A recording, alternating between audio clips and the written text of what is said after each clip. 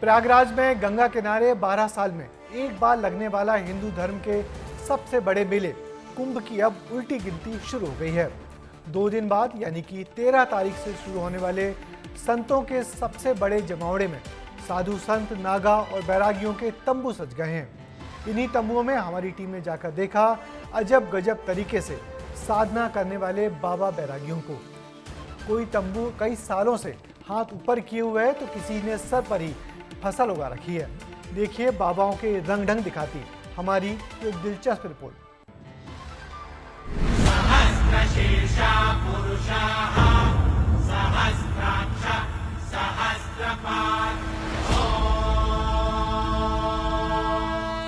महाकुंभ है, महाकुंभ है, महाकुंभ है, महाकुंभ है, महाकुंभ है, महाकुंभ है, महाकुंभ है, महाकुंभ है, महाकुंभ है। आप अपने हाथ को कितनी देर तक हवा में ऊपर रख सकते हैं? शायद 5 मिनट भी नहीं। लेकिन महाकुंभ में पहुंचे भोले के भक्त को देखें। नाम है दिगंबर हरिवंश गिरी। चर्चा में इसीलिए हैं क्योंकि 5 साल से हवा में हाथ उठाए हुए हैं। कल्याण के मार्ग पर चलना कितना कठिन है वो आप इनके हाथों के बढ़े हुए नाखूनों को देखकर समझें। 5 साल से हवा में हाथ है, नाखून हथेली से नीचे लटक रहे हैं, लेकिन 12 साल हाथ उठाए रखने की अटल प्रतिज्ञा के आगे कुछ भी नहीं दिख रहा है।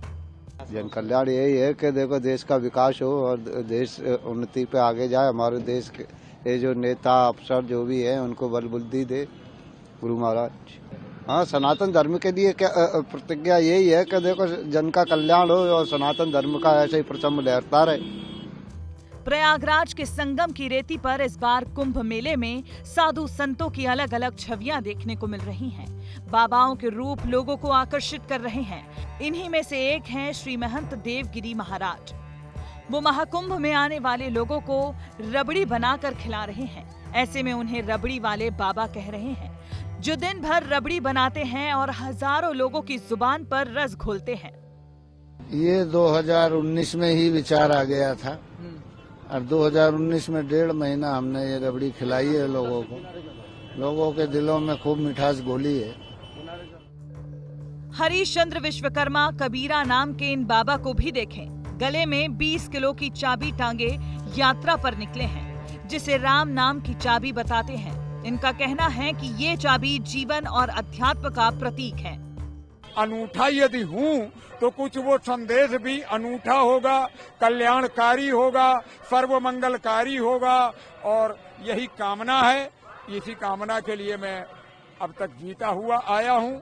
अब आप लिलीपुट बाबा को देखें। इनकी उम्र 55 साल से ज्यादा है, लेकिन इनका कद 3 फीट 8 इंच का है। उनका हठ योग है कि वो आजीवन नहीं नहाएंगे।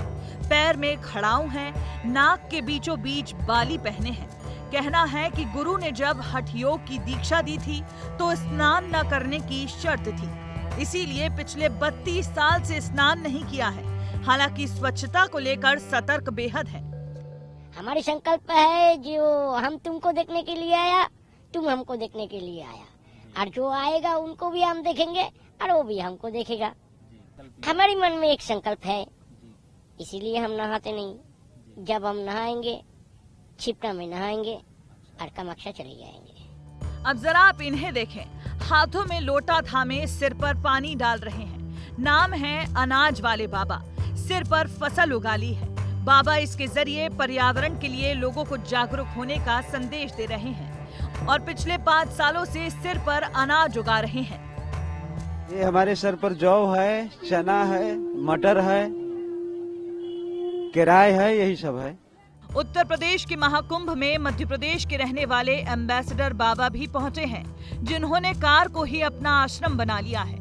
इनकी कार 52 साल पुरानी है, लेकिन आज भी भगवा रंग में चमचमाती नजर आ रही है। मध्य प्रदेश के इंदौर में रहने वाले एम्बेसडर बाबा को टार्जन बाबा के नाम से भी जाना जाता है। मैं गाड़ी चला रहा हूँ, इसके करके टार्जन बाबा बोलते हैं। गाड़ी मेरी साथ देती है, इसलिए टार्जन बाबा बोलते हैं। कार के अंदर क्या क्या दिखाता हूँ, ये देखिए, ये घंटी है। आग बुझाने के लिए एम्पलीफायर। आग बुझाने के लिए क्या है? एम्पलीफायर बटन है। ठीक ऐसे ही बाइक वाले बाबा हैं तो कहीं ऑक्सीजन वाले बाबा। महाकुंभ में सन्यासी बने इन बाबाओं को देखते ही लोग ठहर रहे हैं। भोले के भक्त के रूप निराले हैं। आपको एक अनोखी भक्त भी दिखाते हैं जो फ्रांस से महाकुंभ आई है। महिला का नाम पास्कर है और हिंदू धर्म के प्रति गहरी आस्था रखती हैं। शिव से प्रेम करती हैं। I like the Rudraksh. One of my friends gave me this Rudraksh. It's like a protection, and it's like I belong to the community of Hinduism people.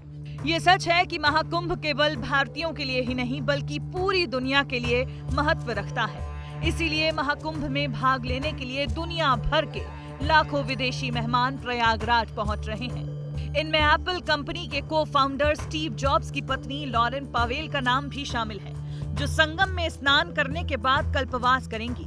उनके साथ साथ दिग्गज हस्तियां जैसे सुधा मूर्ति और सावित्री जिंदल भी महाकुंभ में शामिल होने पहुंचने वाली हैं।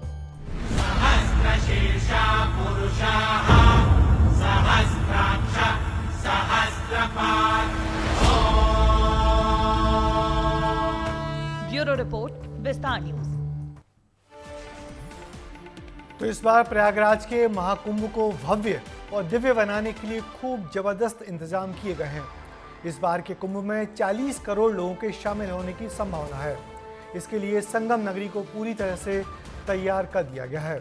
महाकुंभ का ये आयोजन भव्य तो है ही, इसलिए खर्च भी थोड़ा बहुत नहीं बल्कि बहुत सारा होने जा रहा है। महाकुंभ के इस आयोजन में करीब 6000 करोड़ रुपए सरकार खर्च करेगी। महाकुंभ के रंग अब हम रोज अपने इस शो में आपको लगातार दिखाते रहेंगे।